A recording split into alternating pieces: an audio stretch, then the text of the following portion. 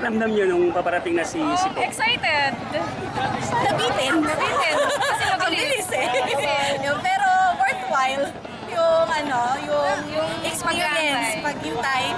Since anong oras tayo dito? 1 o'clock. 1 o'clock. Nandito na kami. So, it was okay. Sir, nakita nyo po yung si Pope? Saan? Sasakyan lang, sasakyan. Ano ang pakiramdam nyo? Maganda naman, maayos. Kumbaga parang nakakaramdam na may pagbabago lang mangyayari sa Pilipinas. Dahil nandito ang pangalawang Panginoon ng Diyos. Kaya magandang dumating siya dito. Okay sir, nakita namin. Anong pakiramdam? Masaya sir. Pero mabilis siya. Hindi ganun na linawan yung kanyang mukha.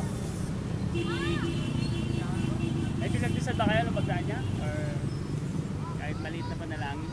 Wala sir eh. Busy? Busy sir sa t-shirt, baka mawalan t-shirt. Ano po pakiramdam na malapit kayo sa Pope? Ako, pakiramdam ko kanina, nanlamig ako. Ayun yung pag ko.